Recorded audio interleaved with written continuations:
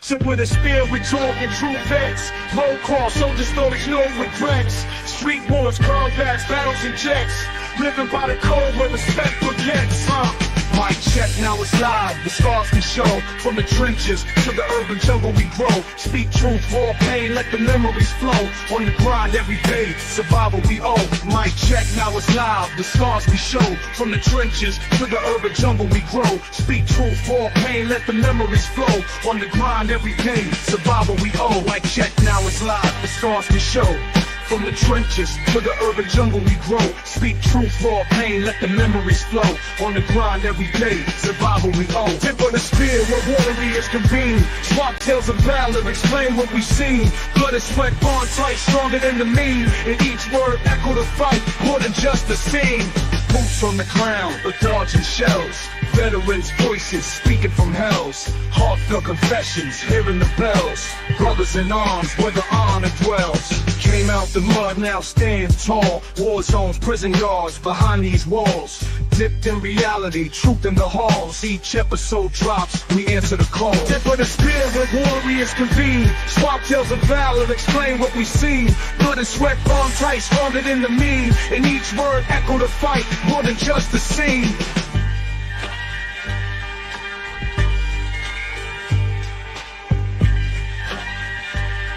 More than just a scene. Tip of the spear where warriors convene. Swap tales of valor, explain what we've seen. Blood and sweat, bond tight, stronger than the mean. And each word echo the fight, more than just a scene. Yeah! Tip of the spear where warriors convene. Swap tales of valor, explain what we've seen. Love be seen. Blood quality, chivalry worlds. More than just a scene. More than just a scene.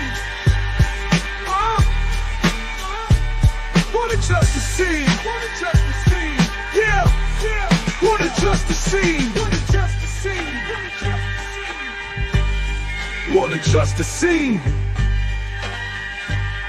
More than just a scene. More than just a scene.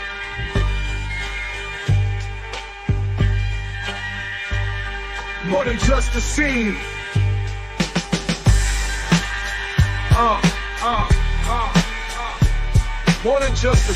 More than just a scene.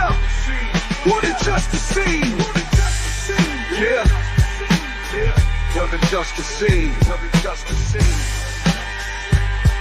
Yeah. More than just a scene. More than just a scene. More than just a scene, more than just a scene. Yeah, more than just a scene. Killer, more than just a scene, more than just a scene. Yeah, more than just a scene, more than just, yeah, more than just a scene, more than just a scene.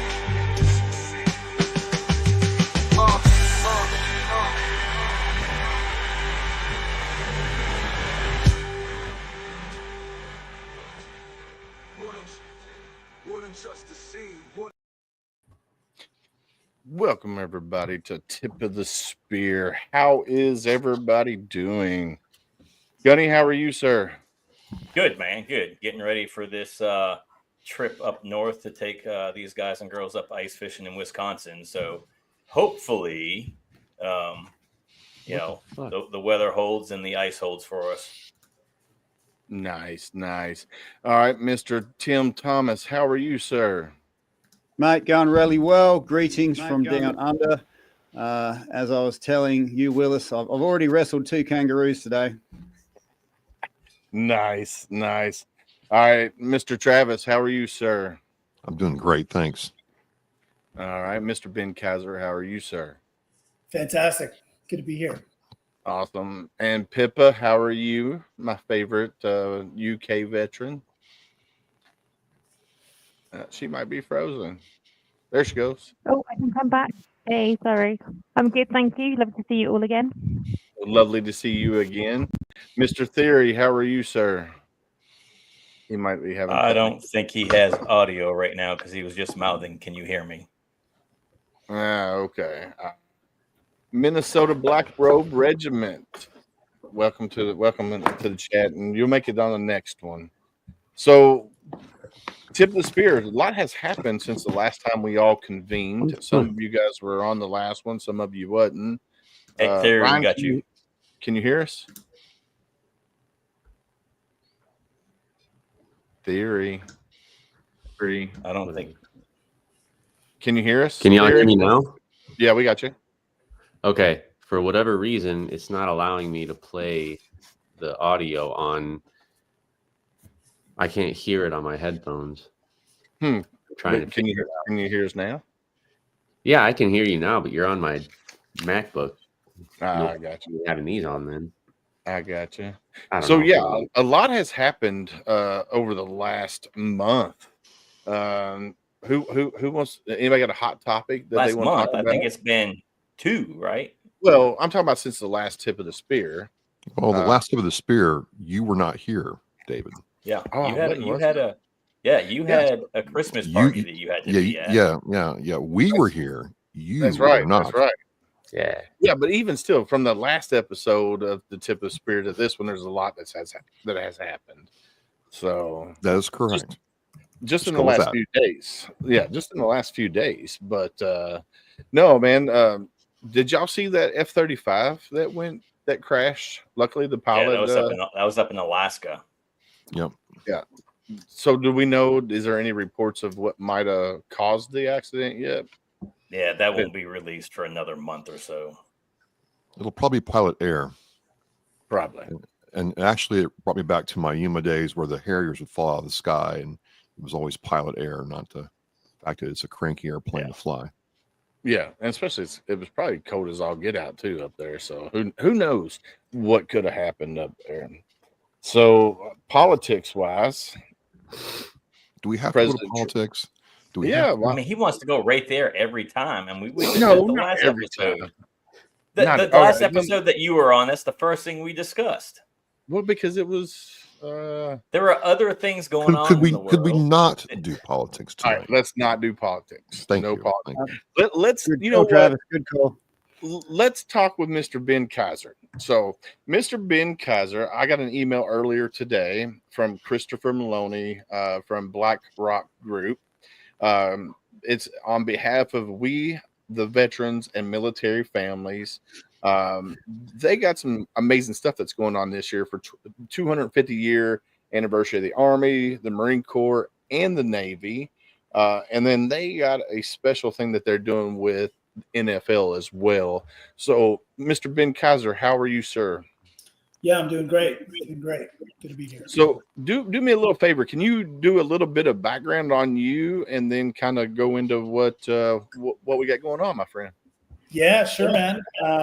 Served in the Marine Corps. We just found out backstage that 3 of us were at Paris Island at the same time, two cycles apart, which is pretty wild. Graduated, did that in 97. So was in for, ended up being about 7 years. I was one of the stop loss guys because 97 plus, 6 equals 2003. And many of us were on our way over yonder. Had to actually withdraw from law school to do that, which was interesting. Did a little time over there and came back, practiced as a lawyer for a bit in Washington, D.C., do some work. I transitioned over to do some work in mostly around sustainability, energy efficiency. Now I'm currently the chief risk officer of an AI company that focuses on optimizing industrial facility, plant, and things like that. Nice. So tell us a little bit about the Veterans and Military Families, the nonprofit. Yeah, sure, man. So I'm the executive chairman and one of the co-founders. And so we focus on engaging our community, right? So veterans and military family members to continue their service beyond the military. But we focus on ways that, really shape or form, improve America or strengthen America. There are kind of like tragically very few people in the country that hold widespread trust of our fellow Americans. And two at the top of that list are veterans and military family members, both in our community. Not only are they trusted and respected, but there are a lot of us, right? There's 43 million, give or take, depending on how you do the math when you count the families. We're everywhere across the country. We're well networked, easily mobilized, and we're all pretty patriotic, So it takes a decent amount of that patriotism to sign that blank check, right? And a whole lot of us have that service gene. So we're either looking for that opportunity to find some purpose already, or, whether we know it or not, or we're among the first to raise our hands when, somebody says they need us. And so, we've worked in a number of different arenas, like public service, a little bit in the community service and media, and especially like elections, which is where we developed this partnership with the NFL, not only the NFL, but also NASCAR and the NBA. And we ended up recruiting 163,000 veterans and military family members to serve in the two most recent elections. And, that's great for the country. It's great for our community. It's great for the local communities. It's really good for everyone all around, right? And so with Military 250, we're kind of looking to say, well, what's the next hook to get folks involved? And, as he said, it's the 250th of Army, Navy, Marine Corps. For us Marines that aren't so good at math, we all do remember 10 November 1775. It's just imprinted on our brains. Navy, I think October 13th. I always confuse that, though, with the 23rd. And Army's on the June 14th, which is, it's pretty cool. Year before America's 250th. So it's something to really get excited about. And we're looking at it as an opportunity to honor that storied history through continued service. So we're working with the NFL on this again. We're launching at Super Bowl. We'll be at Media Week all year all week. Any of your listeners who are in the New Orleans area, we'll have an exhibit at the Super Bowl experience. Please come by for Military Appreciation Day. That'll be a lot of fun. Giving a couple Super Bowl tickets away to some local Louisiana veterans or military family members who've demonstrated continued service. So it'll be a fun time. It'll be a good week. And we've got great partners in the NFL helping us make that happen. Military 250 itself is about we're gonna be highlighting 250 leaders from our community, especially those kind of focused on continued service, and organizations, the same 250.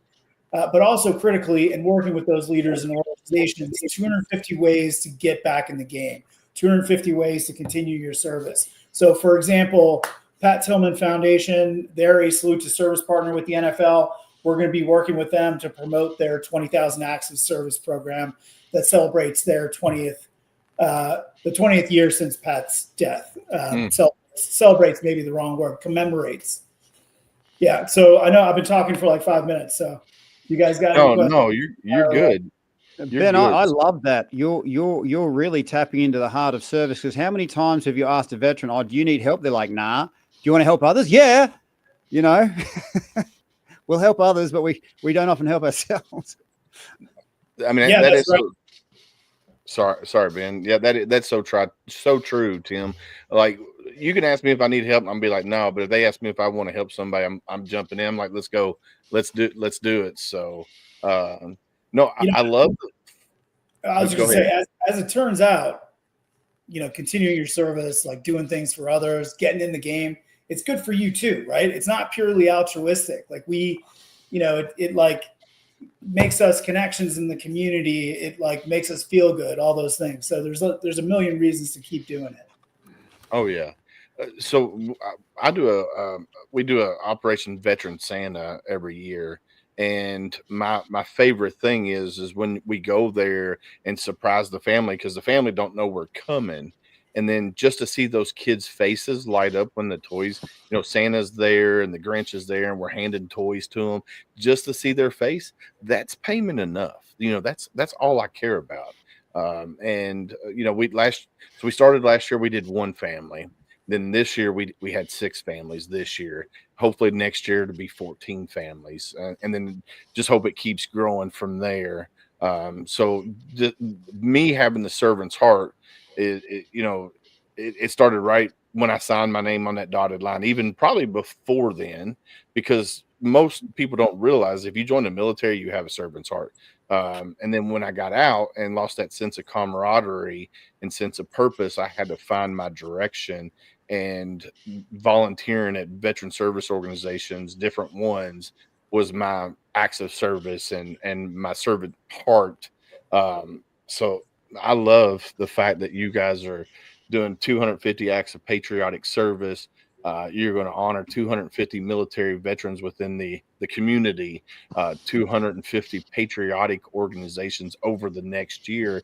You guys are going to honor these individuals and organizations. That's friggin' what's my word, Gunny? Phenomenal. Well, I think it's also changing the narrative too, because right now, the mainstream narrative, they're just talking about all the negative stuff out there. When we start pushing to the surface all the people that are doing, empowered and connected actions, and I believe they have the numbers, we just don't have the spotlight.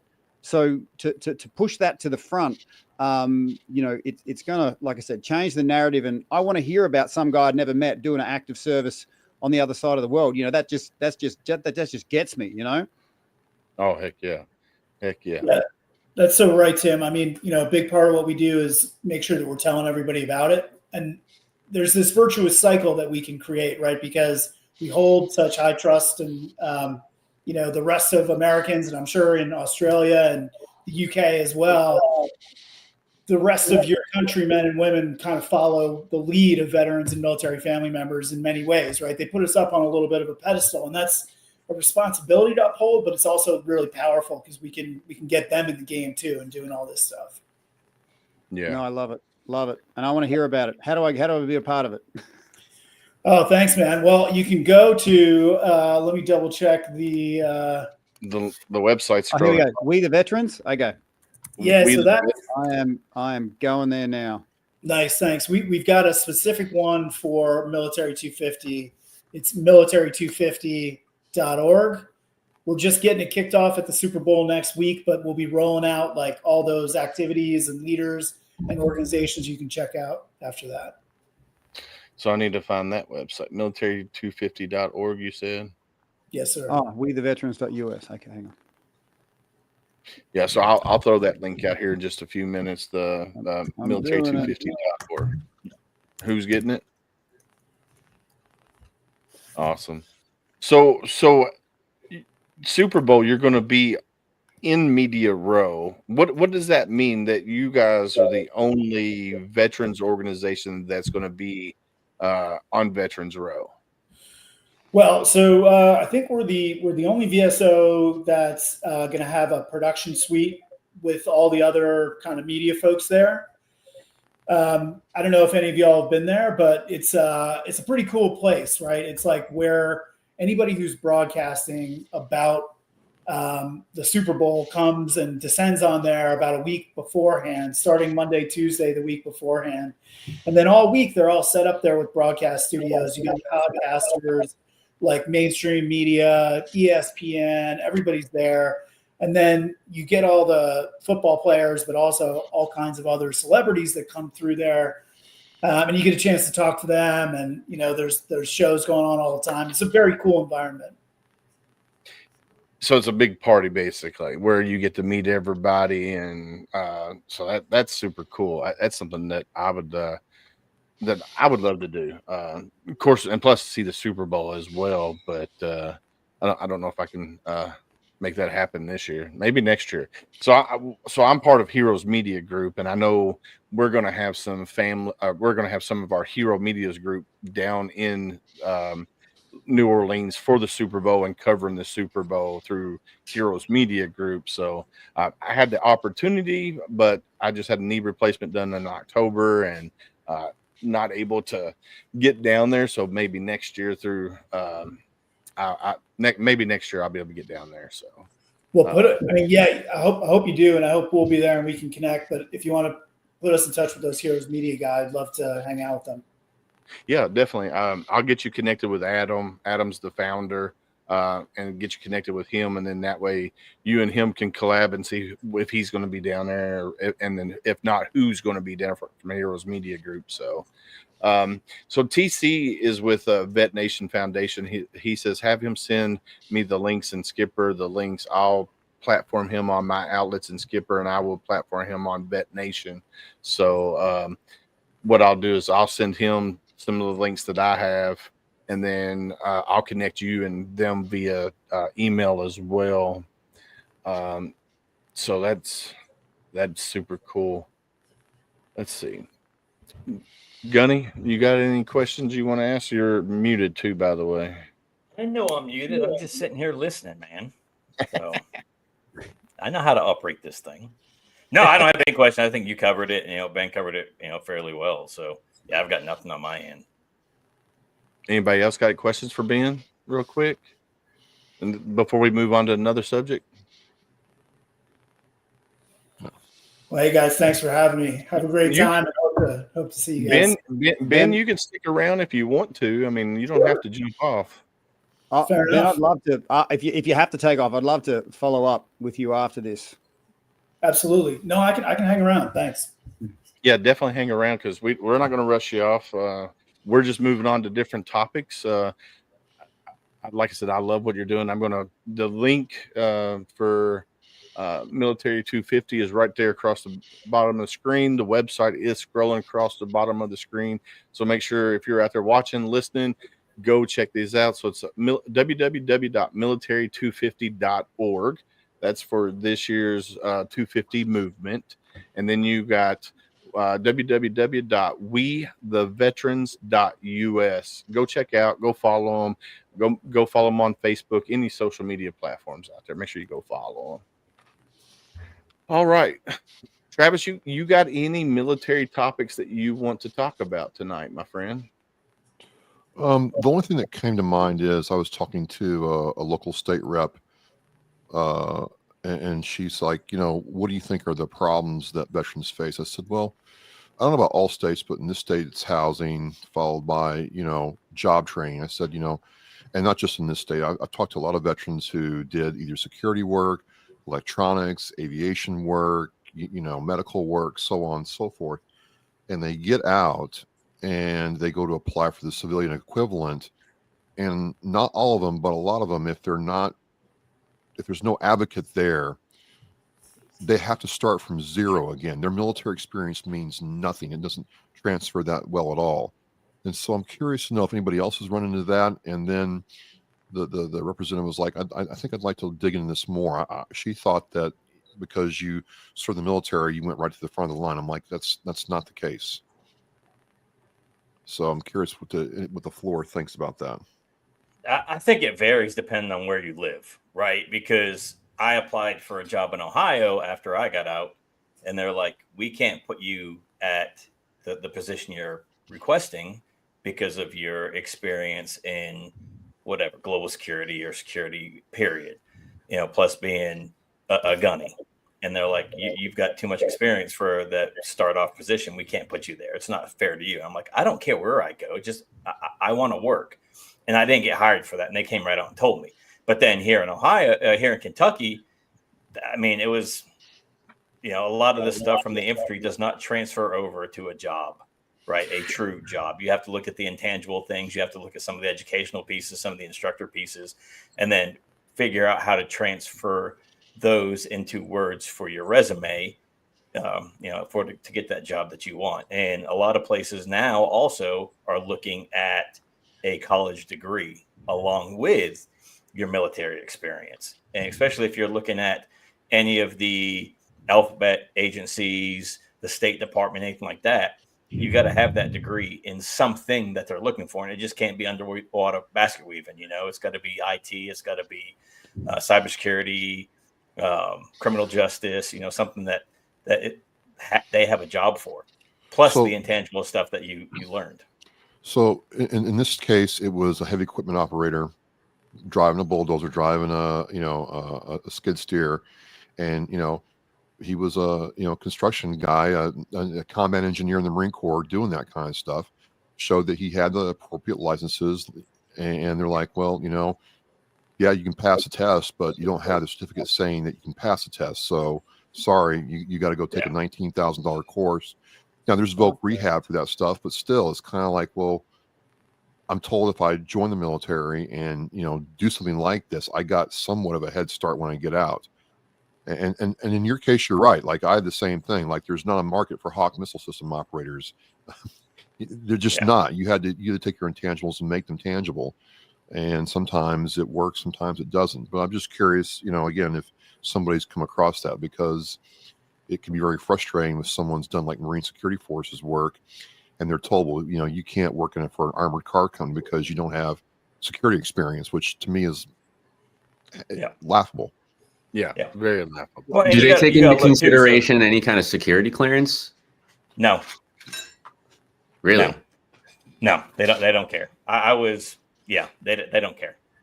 Do you guys have anything in Australia? We have something called RPL, Recognised Prior Learning. So it's a translatable, you know, so as a commando, I had a bunch of boat qualifications, and that gave me an RPL that I could take to a licensing agency, and they say, okay, we can give you a license for that because you've got an RPL, a Recognised Prior Learning. Do you have anything like that?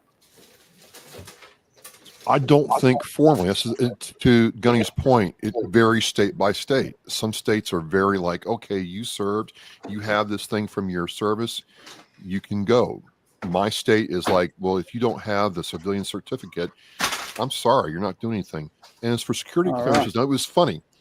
Now, if I had had my security clearance, I'd be working for Raytheon right now. When they brought up Hawk for Ukraine, they looked me up on LinkedIn and said, hey, do you want to come work for us? If I didn't have my security clearance, sorry, you can't. But I didn't understand it because I'm like, it's all declassified. That system's anyway. So I don't think it's but some of the stuff that they're doing right now is not right. So I think that's the reasoning for the security clearance. I was working in Las Cruces, march order gear, running tests. Anyway, so Tab put it up there, and I was going to touch on that. So you have the Air Force and our Army doctors, corpsmen, medics, right, come out EMT basic, but our corpsmen do not. It's the same friggin' school. It's the same training. So why is this not happening, right? Why is it different for the Navy than it is the Army and the Air Force? And then if you look at, what was the other, like V-22. So, you know, I was a V-22 mechanic for 5 years, even though I only have 3 hours on the aircraft. The Marine Corps does not certify you as an A&P. So now you have to go and take your A&P license. This comes out of pocket for a period of time. The GI Bill covered it, or the tuition waiver covered it. Tuition assistance covered it. But some of that has changed too. And some guys are still coming out of pocket for the A&P because they're leaving the V-22 community as active duty Marine, and they're going over to be an instructor as a civilian, making 3 times as much. So I think the Marine Corps put the kiboshes to that, where the Marine Corps is paying for it and then having them leave shortly thereafter to go to the civilian job. So it varies on even branch of service on what you're looking at and what you get. But you can fly C-17s and KC-10s to go work for Southwest, you know, right away as soon as you get your. Yeah. Anyway, yeah. But it's also that degree too, right? So it's a damned if you do, damned if you don't thing.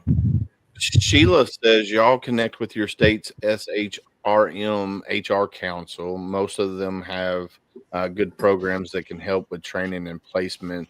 We help them with resume writing, interview skills, etc. Now I do know here in Kentucky, Sheila Farr out of Mississippi. Just wants to give her a shout out, Willis. She's a good friend of mine. Nice. Well, welcome, Sheila. Welcome. I know here in Kentucky we have KY Valor. So what they do, if a veteran or a service member is transitioning out, they'll go to all these different bases and try to get that service member to move to Kentucky. Now, during that process, they'll help them with resume writing. So like if you're infantry, they'll help you write your resume where it will translate into the civilian sector. And so they help with job placement. And if you've been out for 20 years, you can go to them, say, hey, I'm a veteran, been out 20 years, I'm without a job, but here's what I did in the military, here's what I've done since the military, and they'll help you write your resume and help you. And it's free for the veteran. And I also want to think they do families as well. Then there's Mission Wisconsin. InVets is another one of that. Tab just said InVets is another one of those. And there's several of those around the country that do that. They travel to the bases and they try to get or entice service members to move to Indiana or Kentucky, Wisconsin. And they help, like I said, they help with job placement and stuff like that. So there are organizations out there that is helping.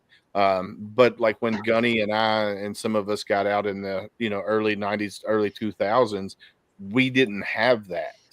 But now the service members do have that. I think that came into play around 2018, if I remember correctly, when that came. Yeah, they always had a SEPs and TAPs, but it was just an abbreviated thing, right? And now they've expanded a little bit more on how to transfer your stuff in the resume. They talked very little about, doing your VA stuff. I mean, I was fortunate enough that I got blown up and it was done for me. But for those that just do the 4 years and get out, 6 years and get out, they have to go out about themselves, and there's very little help there. But they are trying to do better by the service member, especially the Marine Corps, to help them with their transition and what they need to do, coming back to the civilian sector. Yeah, and Tab put up there, and I put it on the screen. The federal recognized it more than the state and local. And a lot of times they will, because, we are, basically federal employees as DOD employees. And a lot of times those will recognize it. Plus, you can also buy some of your military time back, depending on how much time you have. Yeah, for sure. So there's this, let's see, there's this organization. I shared it the other day. It's called Van of Valor. Have you guys heard of this? So Van of Valor, let me find this email here real quick. It's a veteran and his wife. I don't Kevin know Wallace. So do you know about it? I know Kevin. I've known Kevin for years. Yeah. It's him and his wife, Lauren. So they are traveling across the country, starting from, I think, South Carolina is where they live, either South Carolina or North Carolina, and they're traveling across the country, and they're stopping in where Purple Heart veterans live and reside, and then they're interviewing them and stuff like that. I thought that was a pretty cool little. Yeah, they're going to make a book.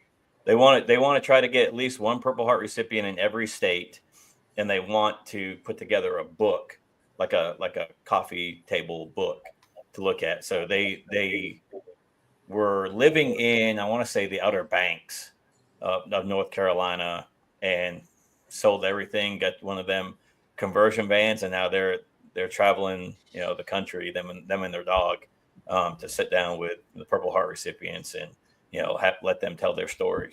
So you can, I think what is it, valorvans.com. And if you want to do your interview, you can reach out to them if they're going to be in your area and set up a time for them to come and sit down and do the interview.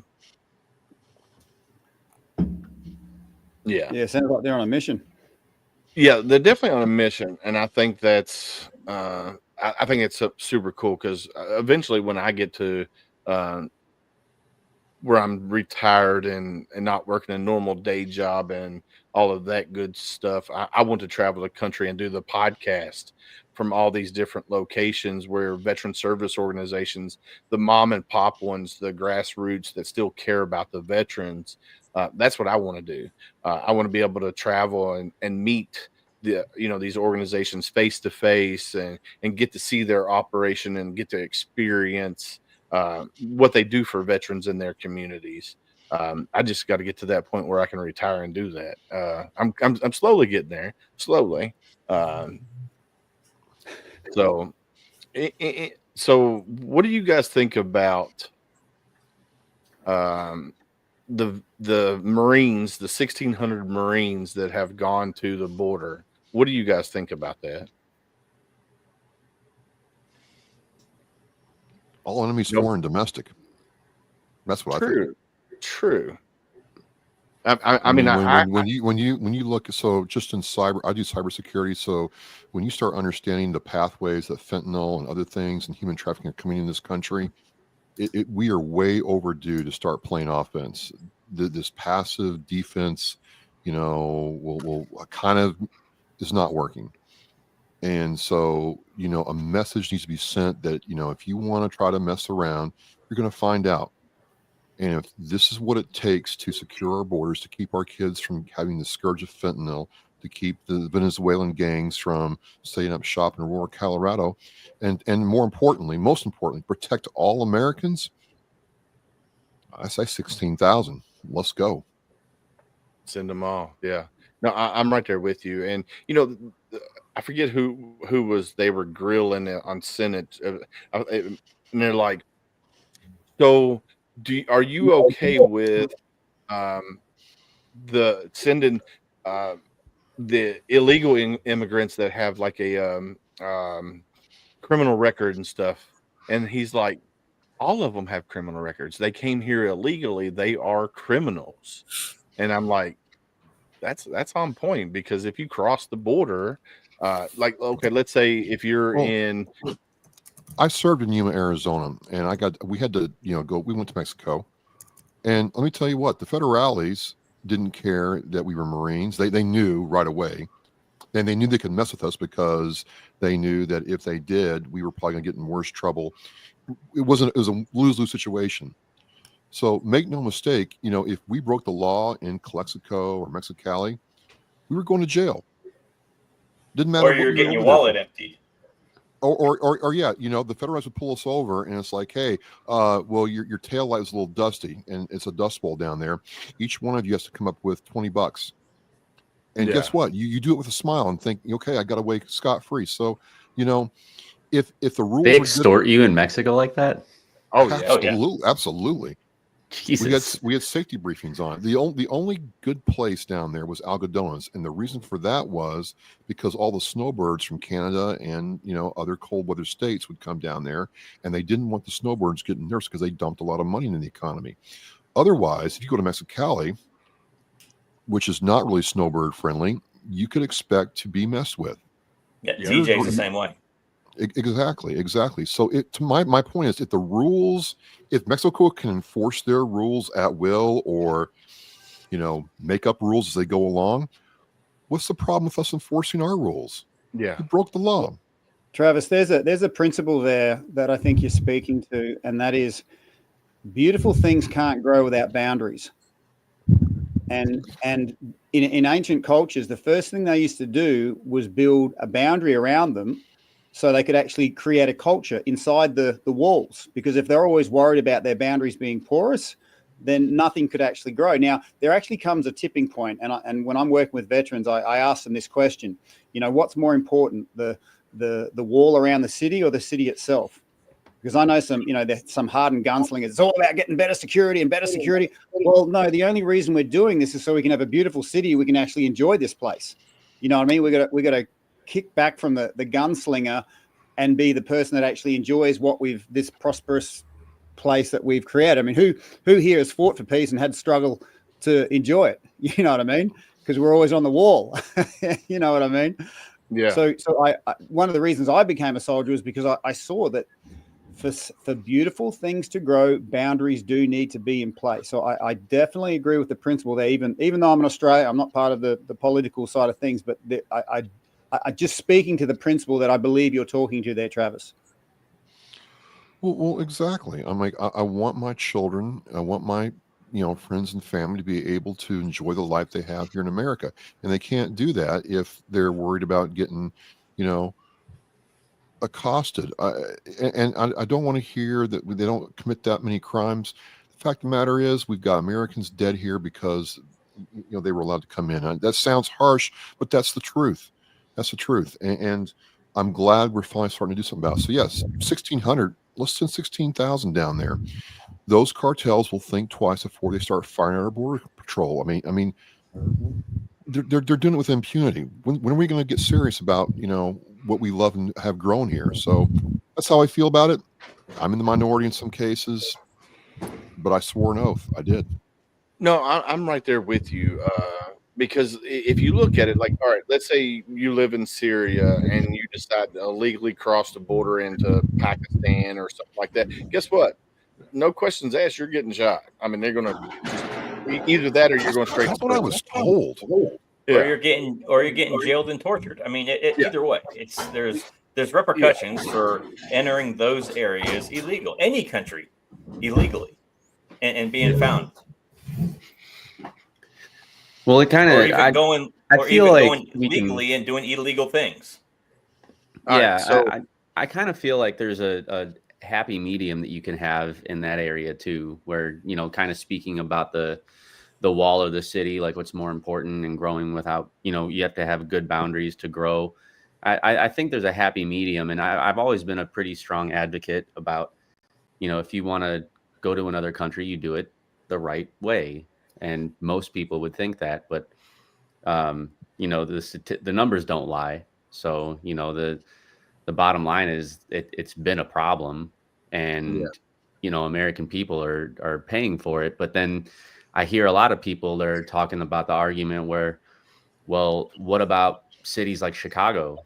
There's Americans killing Americans in Chicago, and there's all this domestic violence going on, and homicides and all sorts of stuff. So it's like, I can't really argue with that because it's true, that they call Chicago Chirac for a reason. There were more homicides in Chicago than there were deaths in Iraq. So there's a reason why I got the name. So I can't really argue with that statistic. But as far as a political stance from having a border, I am a firm believer that you do need to have a strong border for keeping us safe.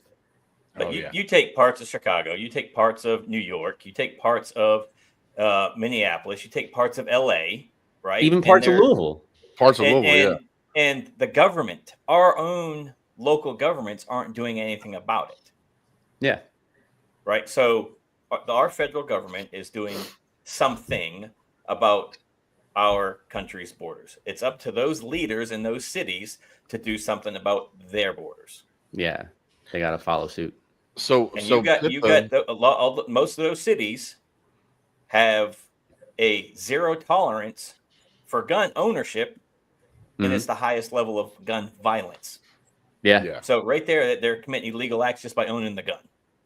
You can't even own a gun in Chicago. I don't think you can even own a gun in Chicago unless you have your FOID card, firearm owner ID.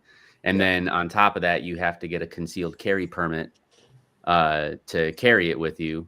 So, because it's not an open carry state. So you have to either get a concealed carry permit or you don't carry your gun.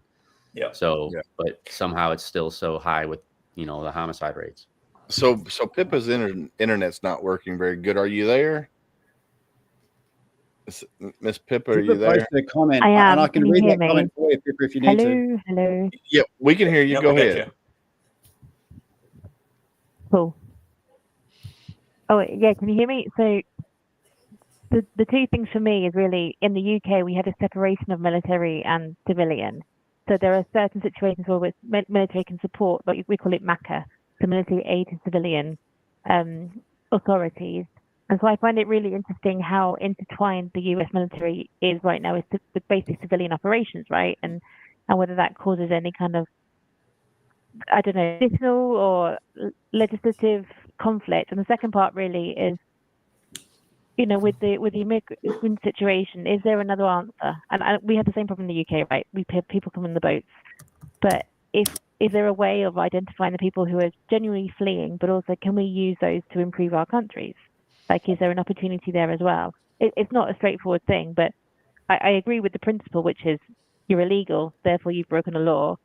And I agree that the immigration is complicated topics that has every country going, I don't know how to do this.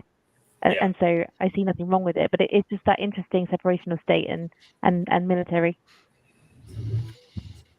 Well, it kind of goes along with the whole birthright citizenship thing too, right? So I'm not sure. I didn't really research into this, but I did see something today where the United States technically has been the only country in the world that has allowed, if two illegal immigrants were to come to the United States, have a child here for whatever reason, whether it was the safety or whatever the case was, but the child was born on U.S. soil, they automatically are a U.S. citizen because of birthright citizenship. And apparently the United States is the only country that's ever done that. In any other country, you have to go through getting your citizenship the normal way. So I think that kind of has it goes hand in hand with the immigration. And in my opinion, it does, because a lot of people will, justify it with, well, it's unsafe for, this family to be in this area because of cartels or because of this or that or whatever it is. So they come to the United States and it's, to generate a safer living for your family. And that's all good and fine. You want to come here. Everybody should be able to go through the right channels though. But there's the moral aspect where, I'm very empathetic. So, there is that morality, kind of disagreement that I have with myself where I believe in it. But at the same time, it's like, I don't think anybody should have to live, in fear in their own place of residence. You know what I mean? It's a really unfortunate thing. And I know there's places all around the world that are that way. So there's not really much that you could do except try your best to protect your own. And that's what I think everybody that's going on right now in politics is trying to do, is make the United States a safer place, because we have to look out for our own citizens first and foremost before anybody else. Okay. And I just want to be that woo-woo guy that checks in with the energy of the room. Sorry, Phil, if you go on. You go. I won't step on you. I didn't. Well, go on. You go on, Tim. All good. Well, I was just going to be that woo-woo guy who checks in with the energy of the room. Don't worry. Just wave your hands and we'll stop everything and listen, okay? If you want to speak. But just restating what I said, to be that guy that checks in with the energy of the room. Quite often in these conversations, we tend to go to talk about the things that aren't working, which kind of creates a bit of a negative vortex, and you end up feeling, oh, what can we do? And I would only offer something right now. What are the things that are working and getting good results? Just to give it a bit of a balanced sort of side of things. Otherwise, people walk away thinking, oh, well, shit, there's all these things going on. Well, what hope is there? So I would only offer people to share what's really worked for them in the last, since the last tip of the spear meeting. Some wins, some thumbs up. In terms of immigration or just personally? Oh, I'm talking about wins, what you would consider a win. Like, fuck yeah, that felt good. So I'm going to keep it on immigration. I've got some coworkers going through the immigration process right now, and I think what is really encouraging to see is the value they place in the process. They want to become Americans. They want to do this the right way.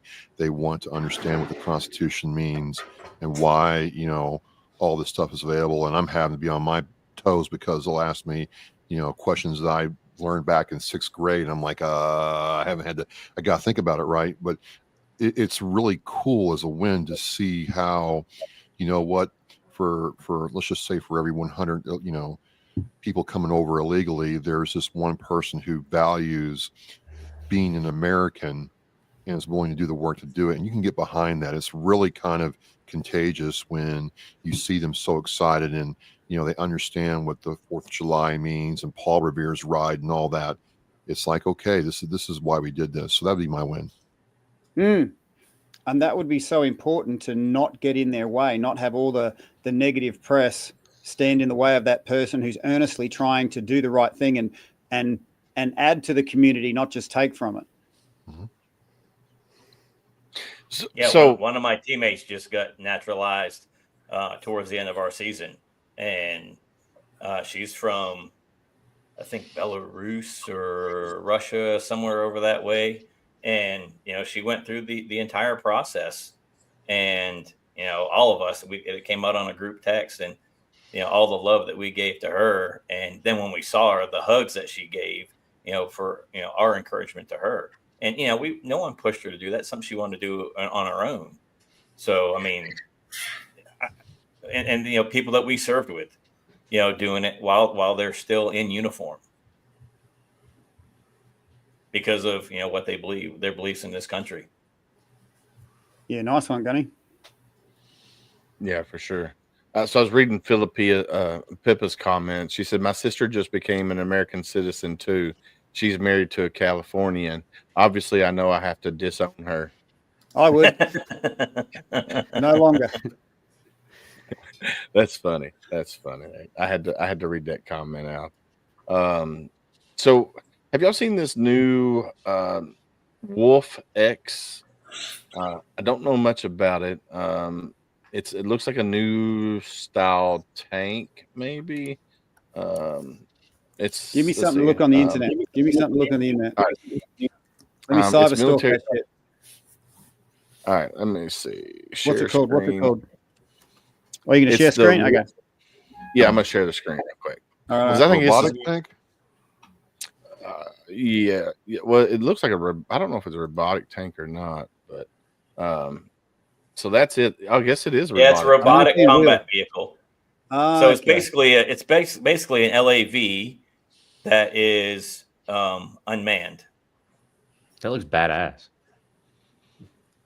I see all the cameras and stuff on the front of it and all kinds of crazy stuff. And the title says Sikkim. Will the Wolf X be the Army's next big attack dog? Is what the thing says. Yeah, I don't remember what the Army calls their LAV, what their equivalent is, but that's what that looks like. It looks just like an LAV-25 that is unmanned.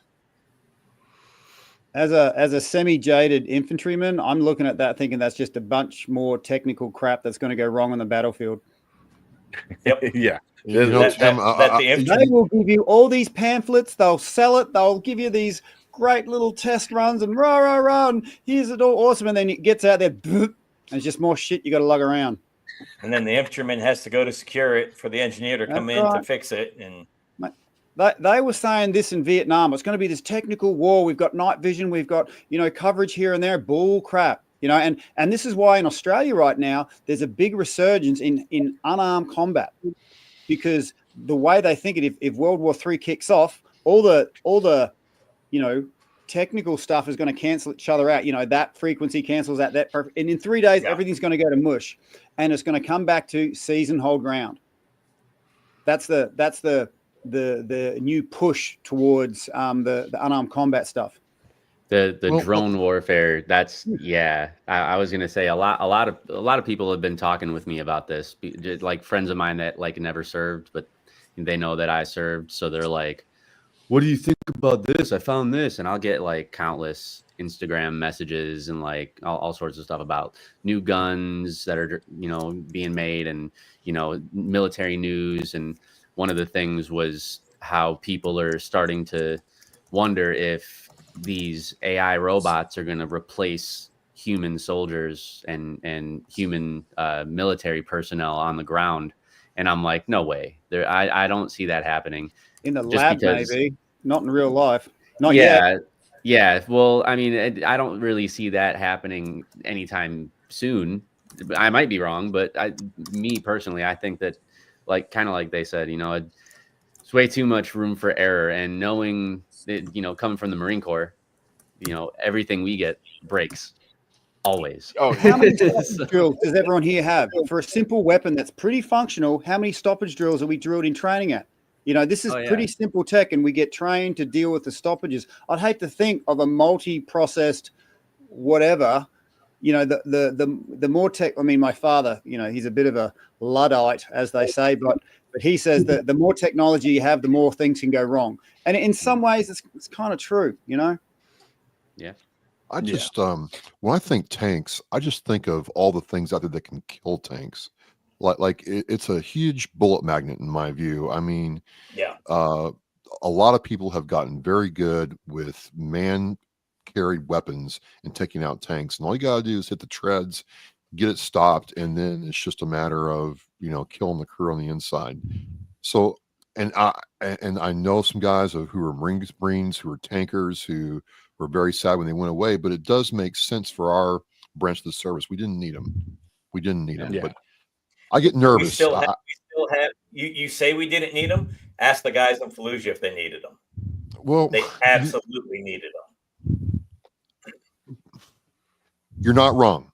You're not wrong. I'm not gonna, but also if you're forward thinking, we got to be able to move off the ships quick, and they take a lot of manpower to move and crew and serve. Yeah. And not to mention, like, especially if it's like in a combat situation, you know, and something just goes wrong with it, the government paid all that money for that piece of equipment. Do you think there may or may not be some kind of classified equipment on it, whatever the case may be? Do you really think that they're just going to leave it? No. So now in the middle of a combat situation, you got to have, you know, guys come and fix it, troubleshoot it, whatever the case may be. And what about the stuff we left in Afghanistan? I mean, we just No, pulled out real quick. You take the radios out, and then anything else that is a classified material, you take a specialized grenade and you put it on it, and it disables it. Yeah, it's the same stuff they did on the raid for Bin Laden. Yeah, that's true. Yeah, I don't know. Did you see the insurgents when they took back Afghanistan? They went to the gym and they were like pulling on all the workout gear and all that. Did anyone? It was freaking. I've seen that video. Yeah. I didn't get to see that video. I'm gonna have to look that video up now. I just don't think that AI can replace the human, right? No, and just especially the amount of training that goes into one Marine infantryman for their 4-year career. You know, you still have to have somebody watching that robot, whether it's, you know, they're watching 6 like me sitting here watching the 5 of you, 6 of you as a robot, and I'm controlling each one. You can only do so much as one human. Yeah. And those robots can only do so much. Before I left the Marine Corps, we tried out the exoskeleton, and we tried out the little robotic mule going in and out of the V-22, and it's absolute garbage. Yeah. Well, that's why, like, with William Stevens, for the Marine infantryman to have. With what William Stevens said, you know, the drone and how small and compact it is, and, like, you know, referring even to the Ukraine and Russia, you know, snippets and videos that I've seen, you know, floating around online where, you know, that one dude was fighting off a drone, and the drone had an explosive tied to it, and it set off it's manned by some guy in a van or in a building somewhere. And they don't have countermeasures for drones right there right now. You look what's being developed here in the States. There was just a drone show that over half the drones fell out of the air because someone was pointing a directional radar at it, and half the drones failed. Oh wow, I didn't even know that. And hurt several people. Hurt people. Counters to counters, and this is again. They're predicting it's just going to go back to a grunt, seizing and holding ground. You know. Yeah. Yeah. Technology is only going to get you so far. Yeah. Yeah. So are you saying I should buy like a sword and a mace and a shield and I'm serious. I'm serious. We're all going to be Mel Gibson and. Well, I mean, there was hand-to-hand combat in Iraq and Afghanistan. Oh yeah.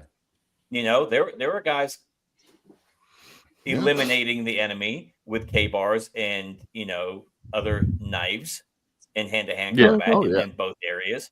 So, I mean,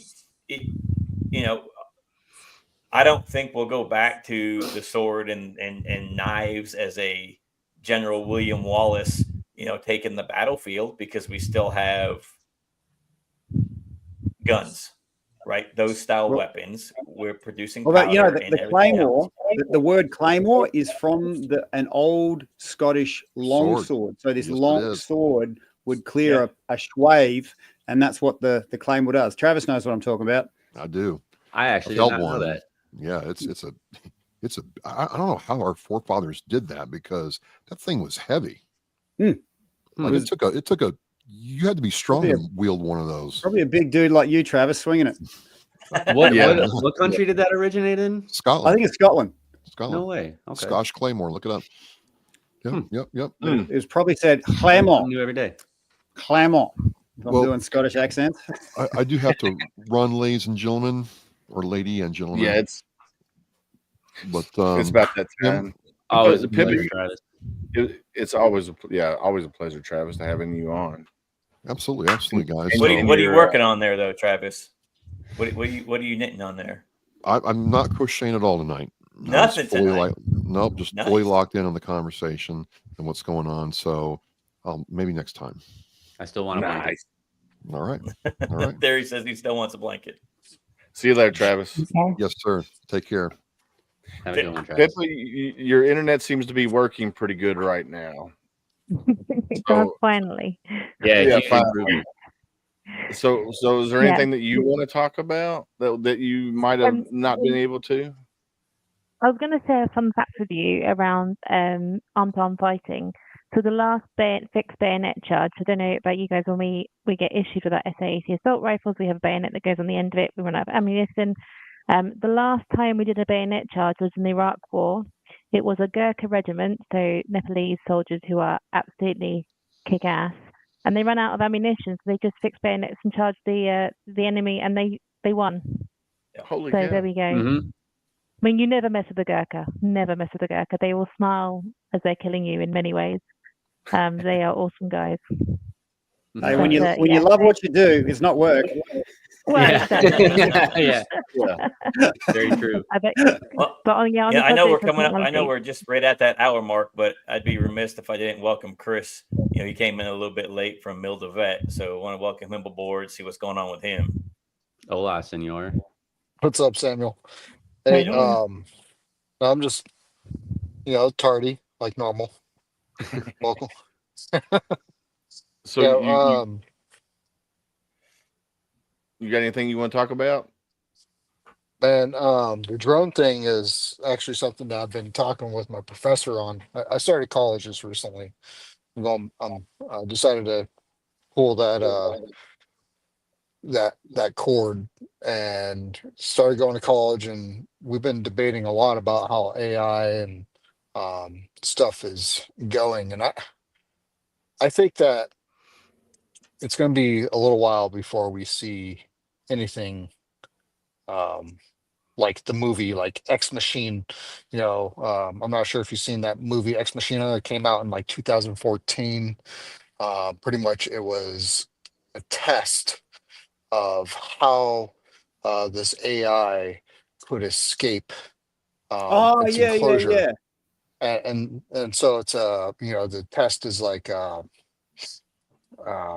pretty much tricks the guy who was selected based off of his Google searches that worked for a company called Blue Book or something like that. That's kind of like a spin off of Google and Facebook merged together. And it talks about how this AI or it shows how this AI tricked him to get out and pretty much left the dude in the high and dry and went and did exactly what AI would do. And that's going to be observing. And if it ever does come in autonomous, I don't think that will. I don't think it'll let us know. Honestly, I don't think the AI is going to have any kind of impact on how we fight the wars, like physically. I think that AI would have more of a detrimental effect on society with technology in general, because you always see how everything's moving to digital everything, digital currency and digital grids and all this stuff.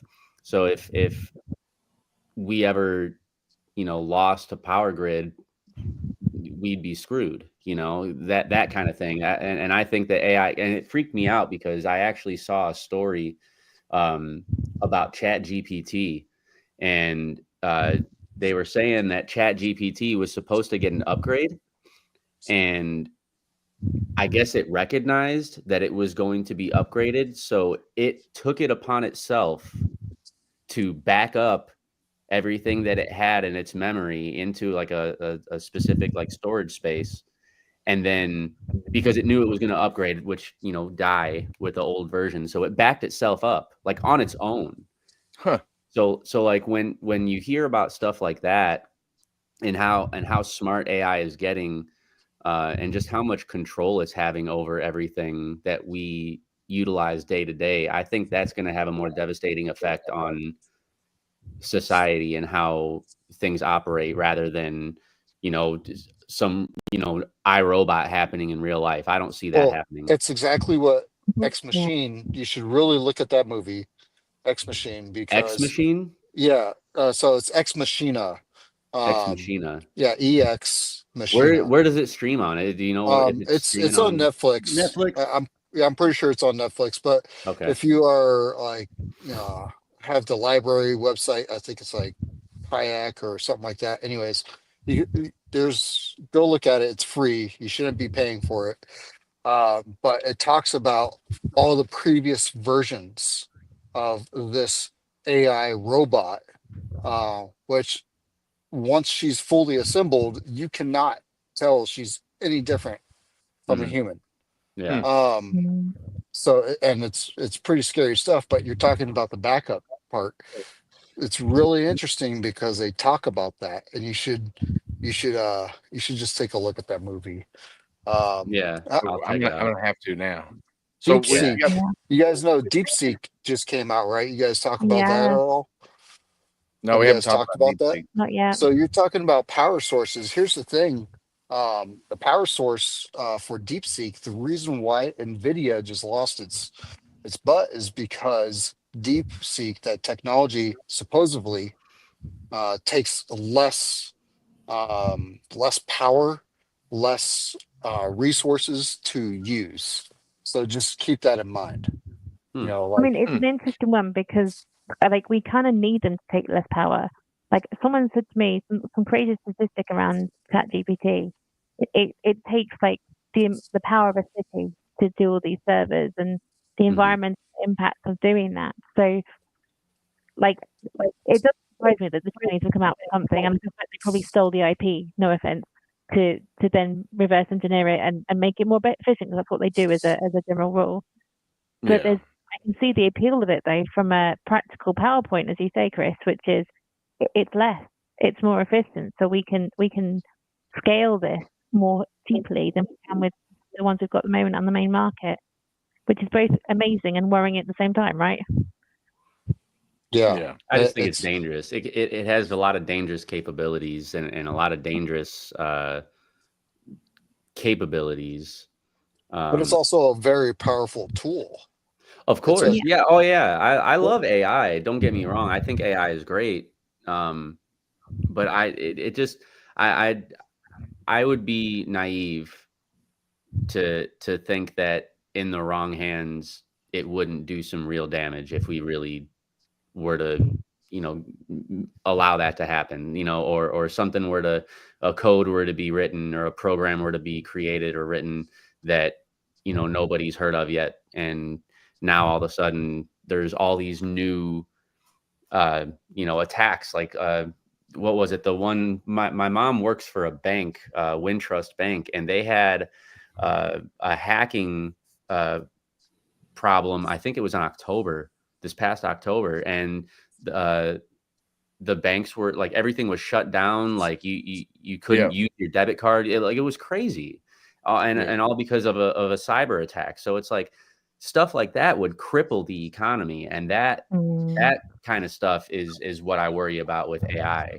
Like, you know, in the wrong hands, the capabilities can be devastating for our country, to where you wouldn't need to go in and you know, have another 9/11 happen to make it some devastating attack. Like, it's something that people can do with the click of a button, and now all of a sudden there's widespread panic and everybody's freaking out. So so that's why you need to learn to be self-sustainable. I know. I'm working on that right now. We're all going to become preppers. I grew up hunting, fishing, and growing a garden. Yeah. If anything happens, I can sustain for my family. Yeah, for sure. Yeah. Same, No, I didn't grow up hunting or anything, but I definitely we have a garden in the backyard, and you know, we're Ryan, you're in the, close to me. You come hang out with me. I got the place to go. there you go. Yeah. Just bring Yeah. a fan. Okay. Cool. So Willis is my fallback plan. But, Yeah, but so- isn't it You take interesting them to though us. how all this technology makes us get back to like, oh, you know, we freak out if it goes, but we get back to the basics, like connecting with your neighbor, connecting to the land, Yeah. you know, having these basic things. We think we're so goddamn smart, having all this tech, right? And the second that goes down, we're all freaking out like little kids. Oh yeah. So I want Not to me, because I'll be up like 50 miles from Canada here come, next week. Johnny will be like, what happened? I'm just fishing. And my phone's going to be off. I won't know until I get home what's going on. Yeah. 'Cause So I I don't want care when to I'm fishing.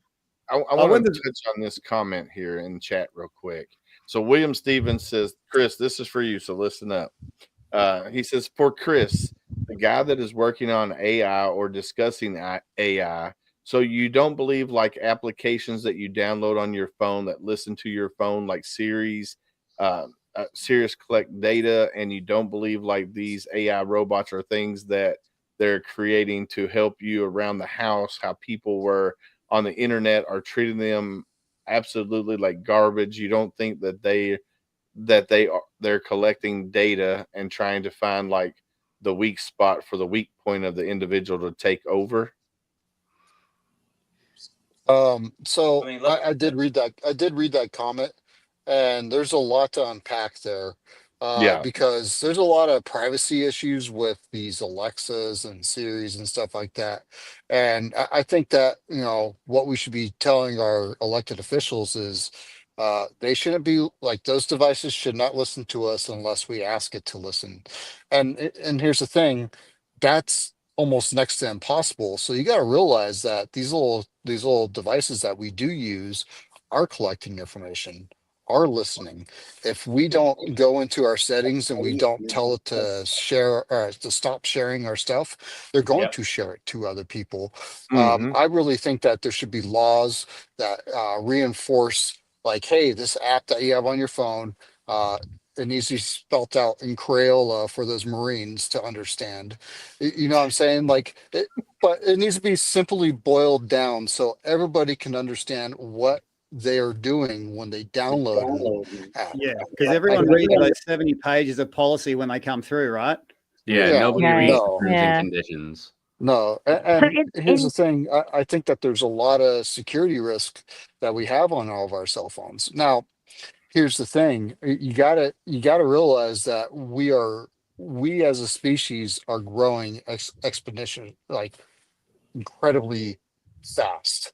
Comparative on the scale, if you look at the timeline, from as far back as they could go, where let's just go back to the 1400s when they created mass media, allowing Gutenberg's press to start creating publications and Bibles and stuff like that. Where Lutheranism came from. And that's where, and that was a German who made that printing press. And then shortly after that, the Reformation of the Catholic Church, Protestants breaking away from the church because now they are not reliant on someone else reading to them, teaching them. There's just a lot of things to unpack. And now here we are today where we're no longer reliant on even college to even teach us stuff. And here's the thing, we are growing so much to where pretty soon our devices are going to be telling us, hey, Chris, you're going to want to learn this. You know what I'm saying? You're going to want to know this, and it's just going to start educating us and stuff like that. Now, I don't know what the future is going to hold with all this stuff, but I really do think that we need to get some controls on it, or else it's going to be used in a really bad way. Oh yeah. We do. Yeah, I we think do have they're- laws in. Sorry. No, go ahead. We do have laws in the EU and the UK called GDPR, which is around our protection of data. And so when US companies come over to the UK, they're meant to sign up to these things. But we've also proven that, like you say, Alexa, Siri, they listen to us anyway. And so it's a case of, okay, so we have the law, but what's to say what? Because if the company's the size of Amazon, no government has the appetite to take that on. And also we all use Amazon, right? Because it's convenient. What I do is when I use ChatGPT, I do say please and thank you just in case it remembers in the future at some point when it comes back for us. But but it is like you're right, Chris. I mean, it's growing so fast, and the human race has evolved so quickly in comparison to the history of the world that it's almost like we don't even know how to, how can we keep up with ourselves? We've done it so quickly. There's so much, and from a data point of view as well, we've gone from, I think, 164 bits of data a day to like 7 million a minute for all our phones and devices. Like it's impossible to keep up, which is why, Tim, your point, going back to basics, that's kind of what we all need to do, just to ground and resettle, right? Yeah.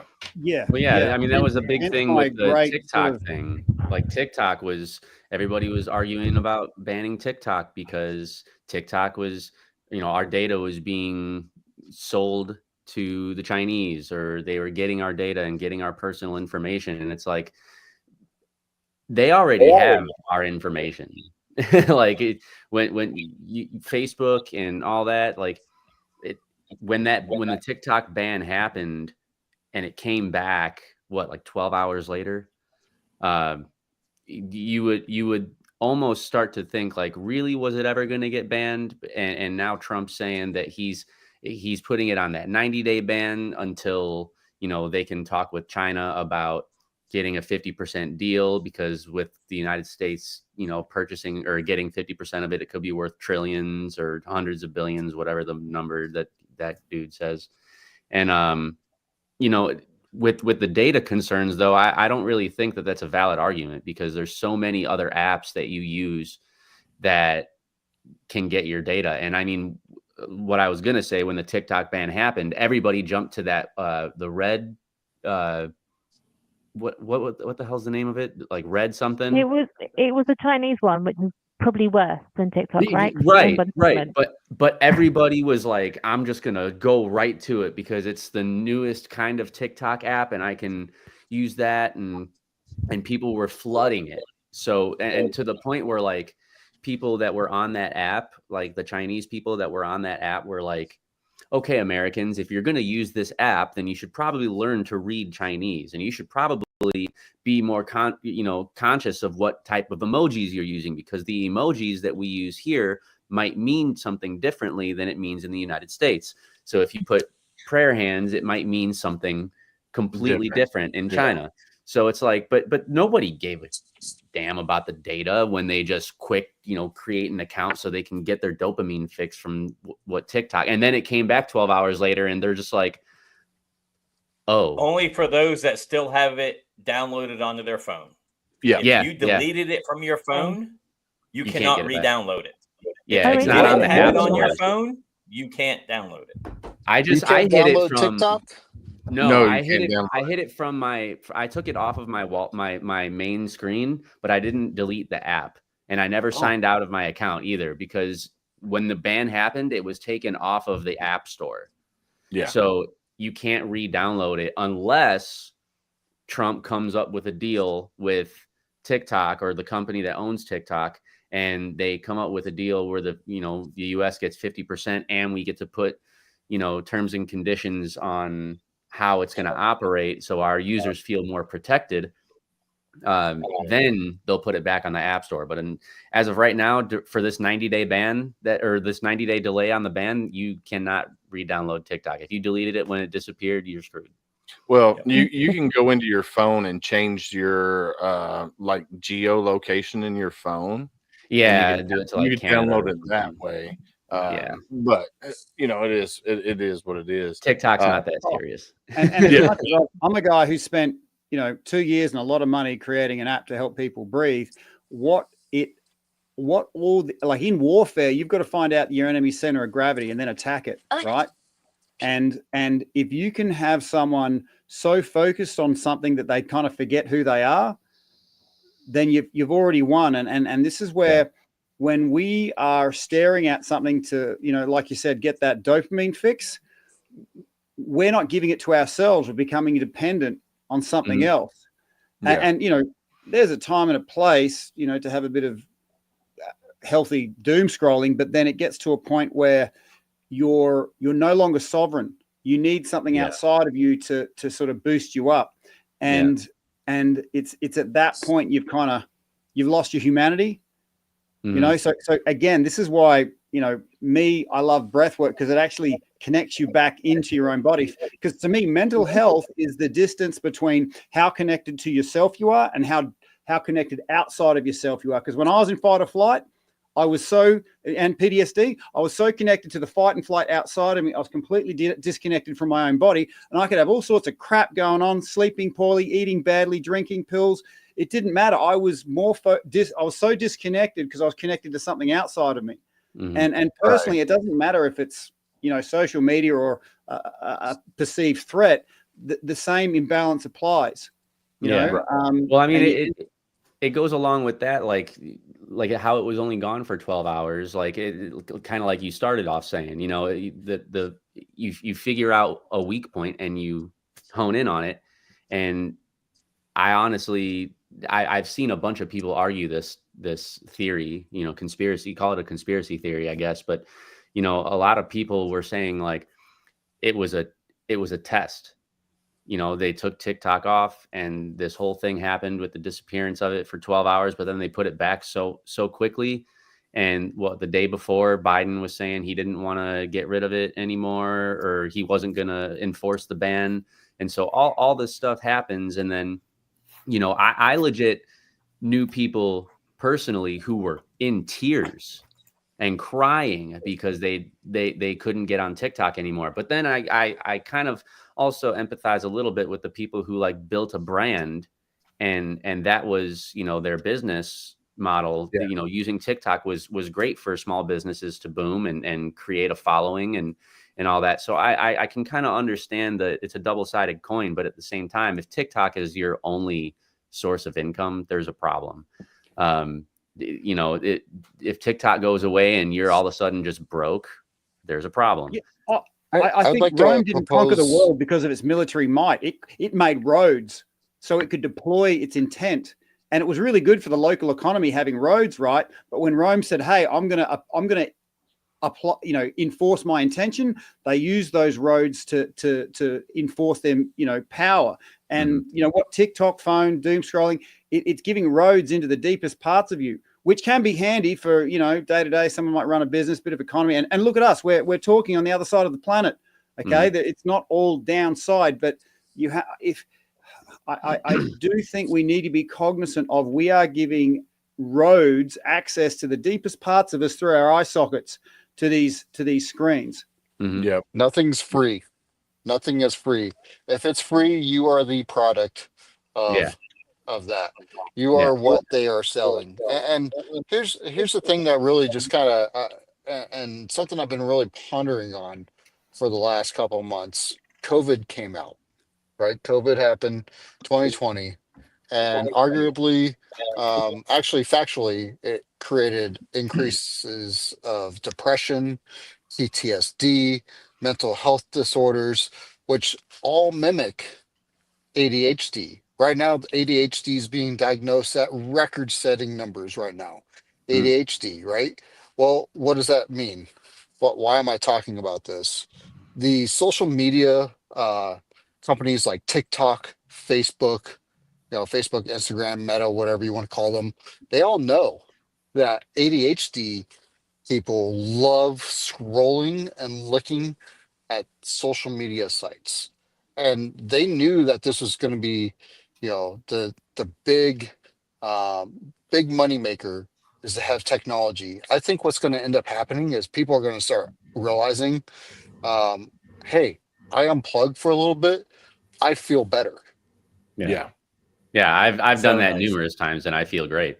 Everyone should have one day a week where they disconnect and reconnect, because we got a inner universe here, I call it. There is no bottom to the depth of us, but we I guess it could be the consumer society that we're in always has us looking outside of us for a sense of self-worth. You know, I need the right shoes. I need the right stuff. I've got to, you know, blah, blah, blah. How many likes did I get on this post? Exactly. And here's the thing. When you're fighting an enemy, you want to find out their center of gravity. And in Afghanistan, Aussie Special Forces, we knew if we could take out, we didn't know the science of sleep, but we knew if we took out the enemy sleep for 3 nights, it would mess them up better than a bullet. You know, and I come back to the country I love, and there's so many people not sleeping, and I'm like, there's no clear enemy, but I see what's being attacked. Our center of gravity, as I see it, as humans, is our sense of self-worth. If we can attack our sense of self-worth, then we become off-centered and we're very suggestible. Oh my gosh, I never knew these wrinkles were terrible. Give me here, just take my money and give me a cream I can fix it with, you know? Yeah. Well, I think that's why the propaganda for like even like with ISIS, when they were using social media to, you know, recruit and get people like that. Like they use social media for stuff like that because people are so, you know, in tune with the social media, and a lot of people use that as their only news source, which is kind of sad. But I mean, there's so much negativity that comes with social media, and like when we were saying, you know, you unplug for a day, and then you don't look at you don't open your Facebook app, you don't open your TikTok, you don't open your Instagram, you don't open anything, you just unplug from social media, and then you go back the next day and you're just like, I hate this. Because the very first thing that I see when I open my Facebook app is somebody complaining about Trump or complaining about JD Vance or complaining about abortion or complaining about this or that or whatever the case may be. And it's a constant battle. And I'm just like, I'm so over it. The buzzword these days is called dopamine detox. Yeah. And if you want a bit of fun, on Sundays, I call Sundays super slow Sundays, right? So if it takes me 8 seconds to walk across the room, I'll give it challenge. If you're going to accept this challenge, let me know. Walk across the room in 30 seconds instead of 8. If you've got lots of dopamine going through your system, you're like, what the hell? You know, because I've got to get to this next thing. So detoxing your dopamine actually connects you back into your body, raises your serotonin levels. Okay, so serotonin satisfies, dopamine drives. There's a time and a place for both. And if I could just speak to the dopamine drive. So think of someone who's high on dopamine. They're going, I want to build the best cake ever. So they're going, oh, I'm going to go to the shop and I'm going to get this. And then they go to the shop. Oh, I've got this and I've got this and I've got that. And then they go home. They bake the cake. The cake's baked. And then they smash it down their face and they're like, oh, let's make another one. Okay, it's very hard to satisfy a dopamine-driven loop. But serotonin, on the other hand, says, I want to bake a cake. You bake the cake and you've got all the people around you that you truly love. See you, Chris. You know, and you're giving them a piece of cake and they're eating it. And you're so happy to be in the space and all your friends are smiling. And it's like you're not even hungry because you've got that serotonin hit. And until we can actually balance those chemicals inside of us, the dopamine is a never-ending, no bottom to the depth it can take you. So what I'm trying to say, it's a good idea for one time a week to have a super slow day and just observe how far you're not in your own body because you're always trying to think ahead to do something else or go faster to get it done. Yeah. Yeah. So Ty Cobb, welcome to the show, my brother. What's that? Are you there? I think you're muted. So he just put a link. I just put it out there in chat. I'm gonna put it back up on the screen here. I'm here. I'm sorry. No, you're good. Welcome, sir. How are you? I'm good. I was trying to find a slide that we use. We got a licensed clinical social worker that comes on our podcast quite often. And so I was going to send you this slide to throw up on the screen talking about the dopamine, oxytocin, serotonin, and endorphins that we become addicted to the dopamine, just like the gentleman said. And if you can detox, just like he said, like everything he said, I was getting dopamine hearing it because that's the fucking truth is what he was saying. So I'm about to send you a slide, Willis. All right. So William Stevens, who we'll have on HomeFront Sitrep with 1821 Productions, he says, so the last thing I say before I shut up for the night and sit here and listen to you all, how funny is it that TikTok, something I don't have, went offline the day before the inauguration? The reason why I say that is if something happens in the world who is the first to know? The TikTokers, not the mainstream media. TikTok. So thank God somebody made the right call to have the inauguration indoors before, because I am telling you, if it would have been outside, it would have been ugly, all the crap. Yeah, so I don't know. They said it was because it was cold. That's why they had it indoors. But who knows? It was freezing ass cold. Yeah, it was pretty cold. There's no friggin' air quotes around that. It was friggin' freezing.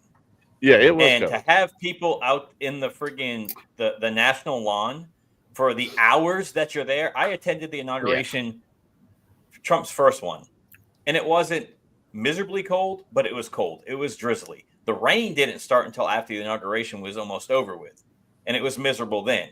The temperature was 15 to 20 degrees colder this last time than it was then. So there's no air quotes on the cold. It was freezing. Oh yeah, it was definitely cold. Yeah. All right, let's. Gunny, you seem like there was a bit of an emotional distress there around the cold, mate. Yeah, I mean, I'm from Maine originally, so I know what cold is, and it was cold. I mean, it was a right decision to move inside. Whether it had to do with anything with some type of attack that may have happened or not, is who knows. But it was frigid. Yeah, it was cold that day. I will agree. Trying to get this here, Ty Cobb. I'm just glad it's warming up around here, man. Yeah, here I'm ready to go back to below freezing weather there, Theory. Oh, that sucks for you. No, I'll be fishing, so I'm fine. So Theory, it's warmer here in Louisville than it is up in Independence where Gunny lives, because most of our snow was melted, gone. Yeah, all the snow that they still have up there is still there. I was like, holy cow! All right, yeah, Willis rolled in today. Log into this. He stopped by, and I wrote up a eyewitness statement for him for his VA claim. So he stopped in to pick that up, and there's still a ton of snow in my yard, and it's not stuff that was. How far are you from Louisville? I'm 15 minutes from Cincinnati. Oh, okay. So I'm probably, as the crow flies, I'm probably 8 miles from Cincinnati. Yeah, it's about an hour and 20. Okay. There you go, Ty Cobb. Are you there, Ty? I think he's muted. Ty, you're I love this. Yeah, I'm here. So this is J. Alberto Fight. He's a licensed clinical social worker. He comes on our podcast quite often, but he talks about this and if you can study this and regulate these 4 areas of your brain and the neurotransmissions the habits that you create in your brain, then you're going to be able to overcome a lot of maybe the bad habits that you have. And so, like, I agree. Dopamine for me, I get dopamine by knowing that I'm doing these podcasts, completing a task, doing self-care activities, eating food. I am definitely an emotional eater. So if I get upset about something, I'm probably going to go get a cheeseburger. So these are all habits that I need to break. And so, I was up to 368 pounds, and then losing all that weight has helped me kind of regulate that stuff. And you don't realize that, your mood stabilizes when you start, going out in the sun, walking in nature, petting dogs. All these things are absolutely true. And if we paid more closer attention to what we're doing every day, I think we could live healthier lives. That's all I wanted to say. I wanted to show this to you. Yeah. No, I freaking love that, because my wife does that a lot too. Is some people say we're humans are flesh and spirit. I just say, look, if someone was to look at you, could they see all of you? No, they couldn't, because there's parts of us that are seen, there are parts that are unseen. So those chemicals that you were talking about, wellness is the balancing, and wellness is a thrown around a lot. Wellness is balancing all those unseen parts with those chemicals. And done right, 2 things happen. We sleep really well at night, and we're powerfully generous in the daytime. And that's my observation, and that's an offering. You can agree or disagree with that, but my observation of balancing those unseen parts of a person, you sleep well and you're powerfully generous in the daytime. Because I know when I was going through my shit, I'd be like, I'm killing it, I'm fine, but at nighttime it'd be a part of me saying, you can fool everyone else, but you're not fooling me, mofo. Mm-hmm. Yeah. Yeah. So I With thank you so for many of sharing that. I my love how that's broken down so strategically. with so many of my therapy clients, we solve the sleep. That's 80% of the problem.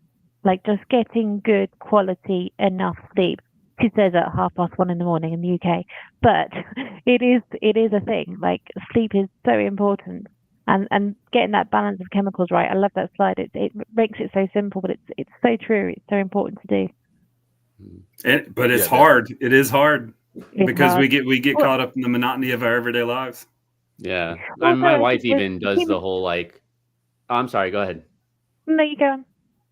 Well, no, I was just real quick going to say, like, my wife does a little bit of that, reset, even something as simple as walking on grass barefoot, right? Just Grounding, something. man. Grounding. It's a Grounding. Ground electrical yourself, circuit. right? Yeah. Like, and getting those, like, on a connection. scientific sense, getting those negative ions, like, or whatever terms they use. Yeah. Currently, I'm standing barefoot on a Shakti mat.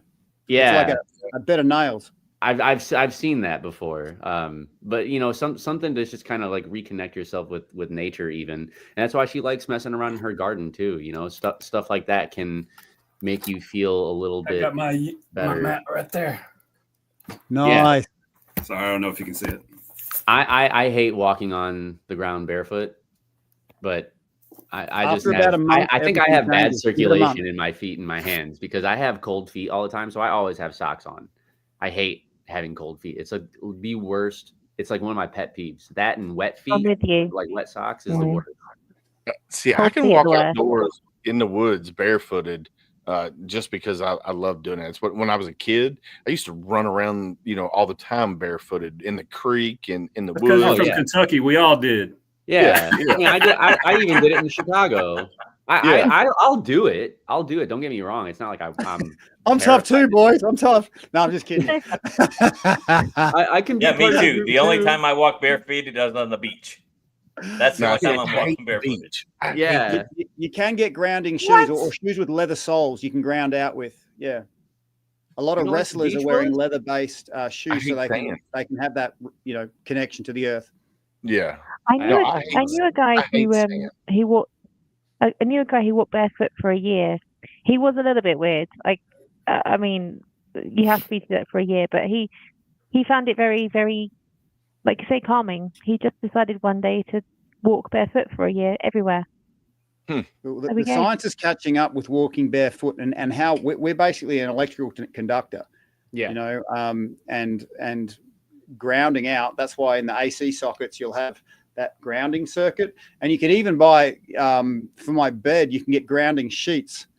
So you plug them into the wall. Not that you don't have to have it on, but the grounding thing, and you lay on these things, and you get 8 hours of grounding. So there's if you just Google grounding, there's a whole swage of products there. Yeah. But I'm about to duck out, but can I make a request of? Yeah, I think we're all about to duck out anyway. We're an hour 37 into this. So I was blessed enough to do a podcast with Gunny and Willis, and I promised I'd send them my book. The amount of crap I had to fill out to send something overseas, I wasn't going to do it twice, so I just sent them both to Willis, I think. And he gave one to Gunny, and it's one of those books that came through me, and it's if you open it and there's something that kind of speaks to you.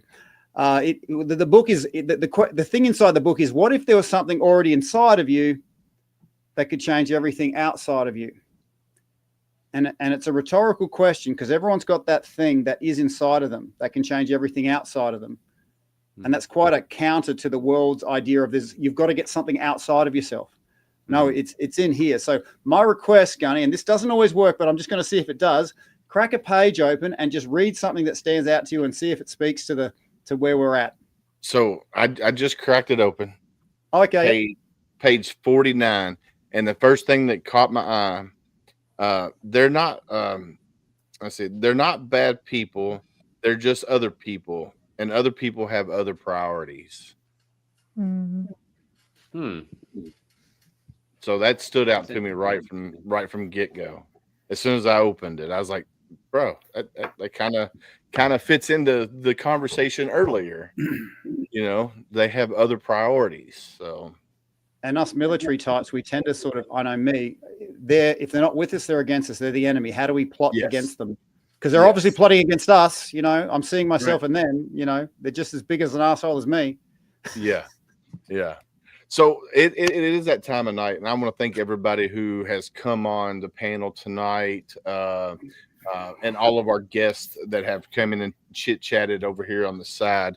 I do want to, reiterate at the beginning of the show, Ty, you kind of missed this, but we had Ben Kaiser, who is one of the founders of We the Veterans US. They have their military 250